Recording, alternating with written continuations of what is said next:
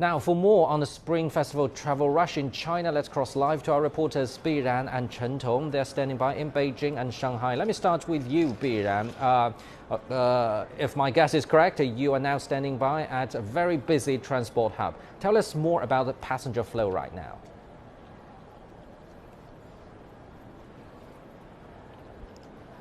Okay, Happy New Year, Pan Deng. Yes, I'm here at the Beijing South Railway Station, and I can see people are very excited about getting on the trains to hometowns, and also they come here to visit friends and families with flowers and gifts.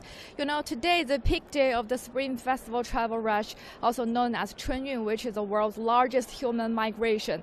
And also, according to China's Ministry of Transport, from the starting day, which is January the 7th, within the past 11 days, the total number of the passenger trips has reached to 43 million, and it is up to around 50% on the previous year. The data also shows that 55% of the passengers are going back to hometowns, and around 25% are going for work. Meanwhile, more than 20% of the people are going for trips or businesses. And many stations around the country have added extra trips for the passengers in need. For example, if I want to take a train from here, Beijing, to Changsha City in South China, I can have 5 more options to take, and the minimum departure interval is just 5 minutes. Meanwhile, the shuttle buses and public transportation schedule were also optimized to fit passengers' needs. In Beijing, Guangzhou, and Qingdao City, passengers can still use the public transportation at very late night once they arrive. And also, a lot of stations around the country will remain open 24/7 to meet the connections or other special needs. Meanwhile, another focal point for the authorities this year is the supplies during the holiday. And during the one-week Chinese New Year holiday, a lot of food companies and like fruit factories were working at full capacity to make sure the supplies during this special holiday. And also many grocery stores and wholesale markets in Beijing will keep open in that 1 week. And also, of course, another priority will be given to the rural areas. So the local authorities will make sure that the necessary services like the medical service, public service, and the transportation service will be available upon needs.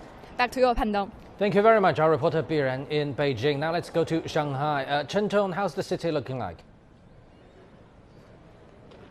Well, here I am at Hongqiao Airport, the departing floor at the Terminal 2. I was also here the first day of the Spring Festival travel rush. That's about 10 days ago. But today I'm seeing more people here printing out their tickets and checking their luggage. Well, Shanghai has just announced the day before yesterday that the first COVID outbreak wave here in Shanghai is over. So no temperature checks, no health code checks, and no PCR tests are required. It has been quite easy to take the flight now. And I also has some numbers to share with you. Shanghai estimates that around 13 million people are expected to leave Shanghai during the holiday. At the same time, the city will also welcome around 12 million tourists. So landmarks here in Shanghai include Pearl TV Tower, Disneyland, Yu Garden. They are more than ready to welcome these tourists. And the shopping malls in town, they have also launched a variety of promotions, hoping to boost the consumption sector in the city during the holiday.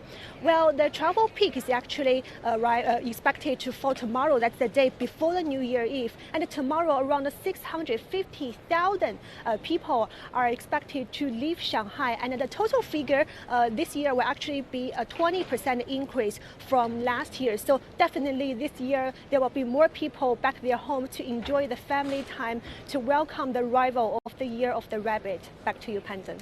Thank you very much, our reporter Chen Tong in Shanghai.